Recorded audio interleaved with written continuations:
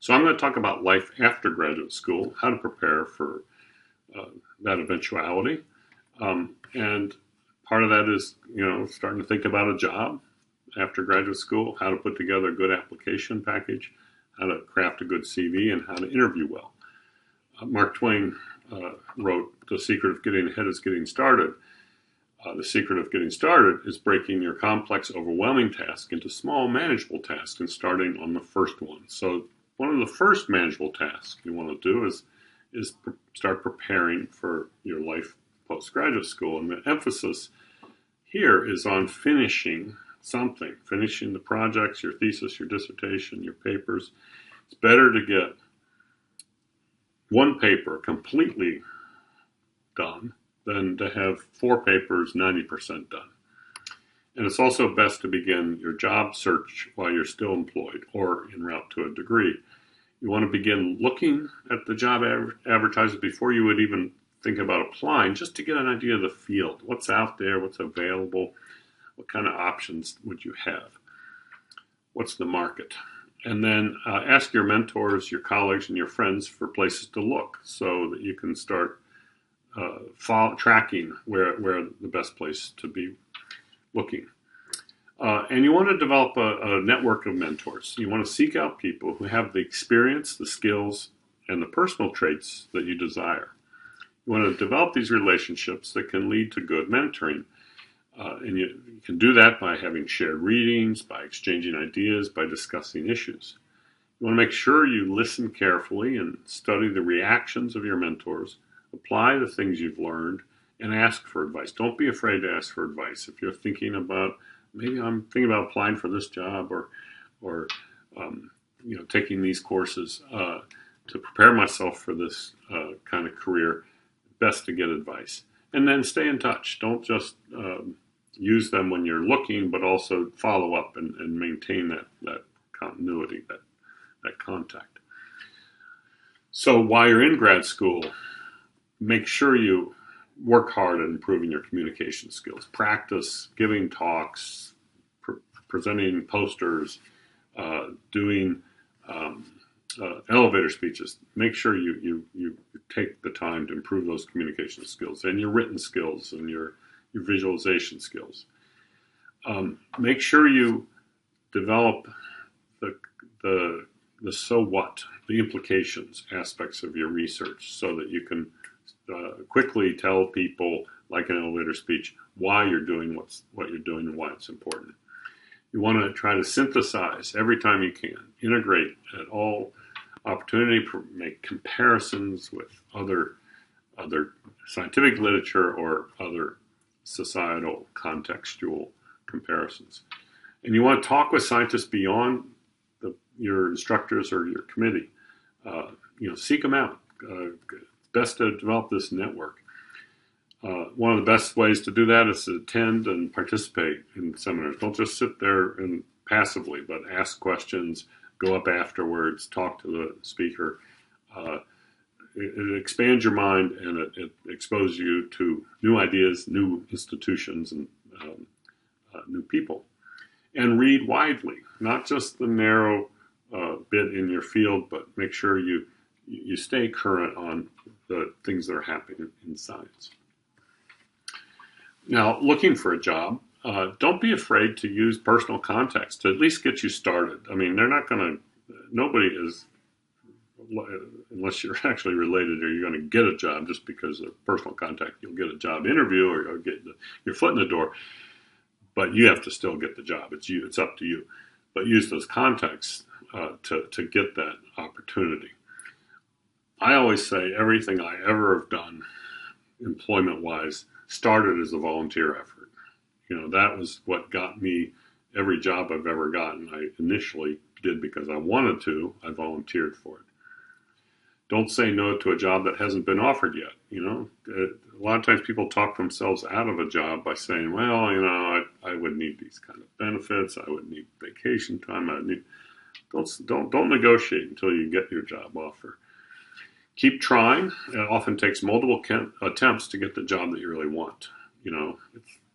It's everybody nowadays. There's a job for everybody. You can go to Burger King and flip burgers if you want, but if you're a professional and trying to do science, that's not going to be necessarily the job that you really want initially, so you've got to keep trying.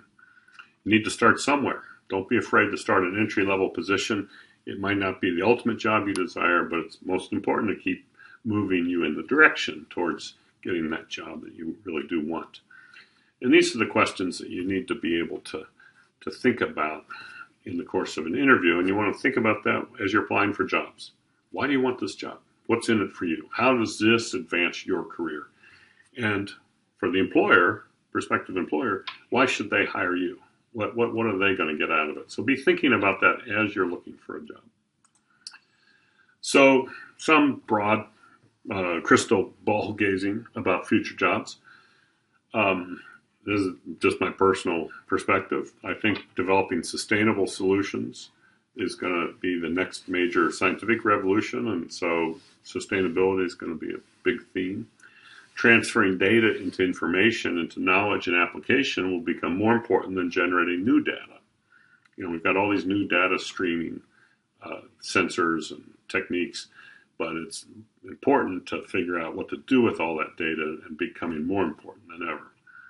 Ecosystem assessment, ecological forecasting are emerging management needs in our world of coastal marine environmental science. Climate change, of course, is going to be more central and increasingly relevant to everything we do, whether you're directly studying climate change, but no matter what you're doing, climate is in environmental sciences is becoming much more central. And also human and ecosystem health interactions will start to get more attention. We know that now that AIDS and Ebola, are viruses that jump from animals to humans, but those jumps come when ecosystem health is compromised generally. So putting together job applications. So I'm going to put a few thoughts into how to provide a good, strong job application. Now remember, the application is really not to get the job. The application, your goal is to be invited for the interview, because you're going to get the job after the interview, not after an application. So what do you want in an application package? You want a short, concise cover letter, a CV. Doesn't have to be short and concise. That can be extended. And additional materials if you're writing samples or PDFs of publications, your references, your statement of research interest, or if you're applying for a teaching job, a statement of teaching philosophy. And remember that you're selling something, you're selling yourself, and the part of yourself that you're selling is how you fit into your prospective employer's universe. So you got to recognize it's tailoring your job application for that prospective employer. One thing people often don't appreciate is that all correspondence and phone calls are part of your application package. So you need to be professional, succinct, and clear. You want to make sure when you send an email with attachments, you actually have those attachments connected to your email. The only thing worse is that have to send a follow-up email. Oh, this is the one with the attachments. You want to compose your important emails in Word and make sure you spell check, of course, and grammar check, but avoid accidental sending before finish. Really craft those important emails. And remember that most of your email traffic in regards to a job application are going to be forwarded to the other people in the committee or HR people. So don't put anything in there that isn't going to be professional and clear. So here's just an example of a job applicant email. I just put in fake names. This is your real email, and this is the cover email. Just short, succinct, contact details. Here's what's attached, and of course the attachments were included on this. That person, in fact, got the job. Here's a cover letter example, 1 page.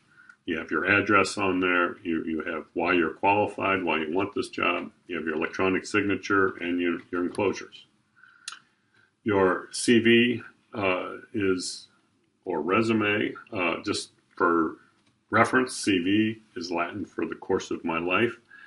And CVs in academia include your educational background, your publications, your presentations, and other achievements, typically multiple pages. Resume is a French word for summarized. It's often shorter than a CV, more of a narrative of your previous jobs, and a succinct job history, typically shorter. Most academic jobs, you're probably going to be moving towards a CV format. Now, the CV goal is to provide relevant information to a prospective employer. And remember, it's the relevant information. Okay, so it's tailoring that information that you share with the employer that's relevant to that employer. You're going to have your degrees, your institutions, your completion dates. Each CV is individual. It's tailored for each job. So you might, okay, I have a CV. I'll send that CV. Read over that CV and tailor that so that it's targeted. Don't have typos on a CV. Make sure you use good grammar and good English. Have your contact information, and make sure you celebrate your accomplishments.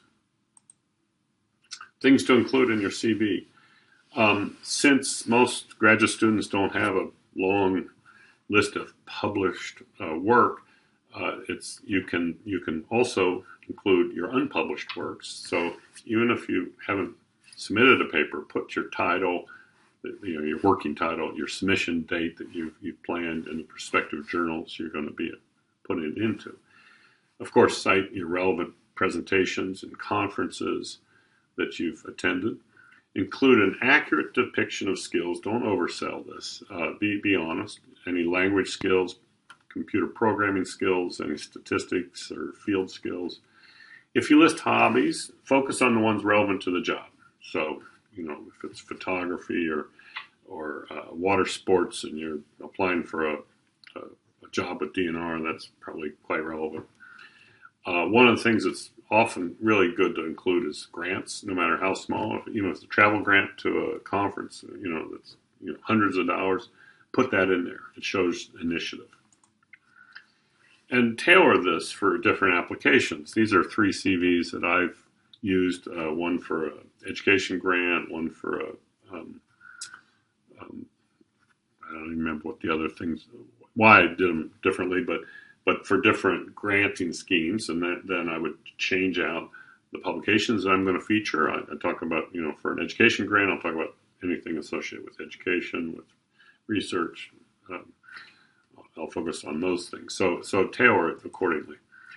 The references you use, the people that you've chosen to vouch for you. It's best to have a diversity of references. In other words, not all from one institution. It shows some continuity. It shows that there are people who respect you from different walks of your, different stages of your life. Anytime you can put a reference that's likely known to the respective employer, it really helps. So you want to do a little research. Find out. Do you know anybody at this institution or agency? And then try to match that, because a prospective employer will value the input from somebody they know 10 times more than anybody else, even even people that are higher ranked, because it's that people that you trust. You want to make sure your references are contacted ahead of time. They don't want to be getting a call or an email out of the blue. You want to make sure you can trust the people that are going to say good things about you. I've made that mistake previously, where I didn't have, just assumed that I would have a good recommendation from a person that did not give me a particularly good recommendation. So I learned my lesson the hard way. Recognize that employers will often contact additional sources than the ones that you provide. Again, particularly anybody that they know at your institution. So, and make sure you include the details about your references, the name, their title, their institution, their phone, their email. Make it easy for them to contact them. Don't make them have to dig around on the web to find that. Make sure you have a good LinkedIn presence, current and up to date. And remember that publicly available social media is fair game. So if you depending on your settings you put on Instagram or Facebook, it's your prospective employer is going to Google that, or look on Facebook for you and see if you've got some embarrassing things about your life. Don't share that with the world. So change your settings, or make sure your public persona is not counterintuitive to the kinds of jobs that you'd be looking for. So let's say you've done this job application, you've produced a good CV, and you've done your job properly, so you've earned the opportunity to do a job interview. So here's some things to think about in terms of a job interview. And the goal here is to be offered the job, not to negotiate the job, but to get the job offer. And I already talked about the basic questions. Why would you want to hire me? And why do I want this job? How does that fit into my career trajectory? One of the things a lot of times people in interview are always they're just worried about what they're going to say. And they have got the little speeches in their mind, and they just spill that out. And they forget to listen to the interviewers, what questions they're asking, the things that they care about. So you have to listen. Get their names, preferably ahead of time, so you can do that. Write it down as they go around the room, so you can remember. It's hard sometimes to all new people. And if you get business cards, you can kind of arrange them on the table so you can track out who's who. So doing your homework is absolutely, and I do a lot of job interviews. I can tell you a surprising amount of lack of homework. If you got to look at their website, you got to Google the organization, the people, do the web searches, interview your colleagues, find out what they know about this place or this institution. If you come in prepared, it makes a huge difference. Be enthusiastic, be on time, better to be a little early. Make sure you ask questions. Don't just talk, listen. And to listen, to solicit input, ask questions. So come with questions prepared. Look for connections, look for opportunities to connect, to say, I know so-and-so who's worked on this, and you must know that. So make eye contact with the entire panel. Don't just zero in on who you think the chair of the panel is. Don't negotiate your salary, your schedule, your benefits. Wait until you get a job offer. Don't chew gum and fidget. Don't have your phone ringer on. Don't check your phone during the interview. Focus on the people there. Don't disregard the support staff. That's people that help you organize the travel or help you with the IT support. Make sure you treat them well, because that all counts. And don't use jargon or acronyms that these people won't understand.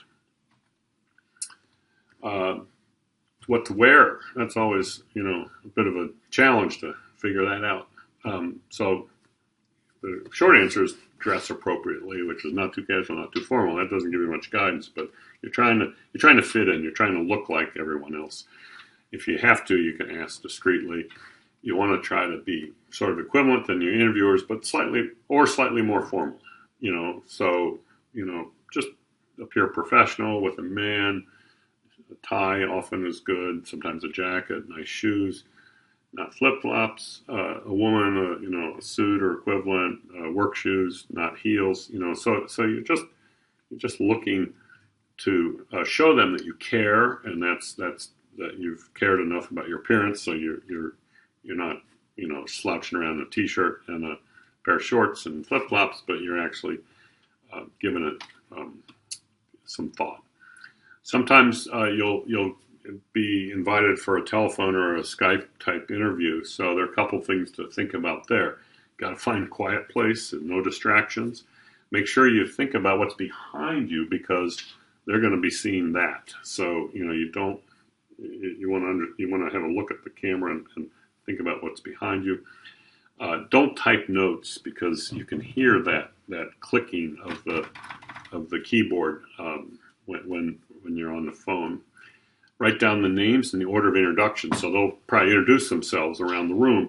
And sometimes it's interesting. I've been on phone interviews where where there'll be, 4 or 5 of us sitting around a table, and we'll go in, some order, clockwise or counterclockwise, and write it down in that order. And then when you ask questions, I remember once, the person went through and asked questions in order along the table, and it's almost like that person was in the room. We were like kind of spooked out. It's like, wow, how did they? And it was really powerful. It really worked. Let the interviewers finish their questions and ask for clarification if you need it, and then go through your answer. And it's often good to jot down notes as they're asking the questions, so that you can kind of say, hey, I've got 3 points I'd like to make to address that question. And here they are, 1, 2, 3. So sometimes it's really nice to find out, and you can't often do this overtly, but you'd like to know, are there any inside candidates? Who's your competition? And half the jobs typically have an inside candidate, and so it's nice to know that. How long has the search been underway? Where do employees go following employment? What's the sort of career trajectory?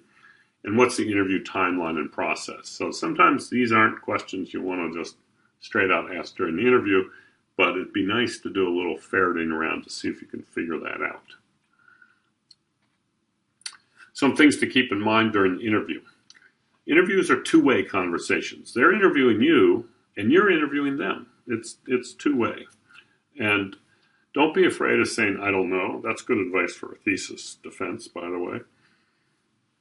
But it does help to mention something related that you do know about. So don't just say, I don't know, period. Say, I don't know, but I do know this, this, and this, which could be relevant. They're not hiring you based on your knowledge as much as your ability to think and act on their behalf. So, the actual analytical process that you can share in your answers are really important. Money often talks when it comes to academic jobs. Bringing your own money, whether it's partial funding or full funding, or willingness to help get money, write proposals and stuff with people is a bonus. So a lot of times when you're looking for postdoc, if you've got some money already there, or can partner with somebody to write proposals to get you your funding, that is a real plus. These are real live stories. Each one of these are things that I've encountered, just to give you some idea of the kinds of pitfalls and good things to happen. The pitfalls first. One guy was chewing gum during an interview. Afterwards, one of the other people asked, "Why do you have the gum?" He said, "Well, I had been drinking coffee, and then I had coffee breath, so I popped in some gum, and you came out, and I didn't have anywhere to put it, so I just left it in my mouth, and I was distracted and threw him off." He didn't get the job. I did a job interview with a woman who would only make eye contact with me and none of the other interviewers, and that just didn't sell, because in the end, her immediate supervisor felt dissed, felt like he wasn't being taken seriously.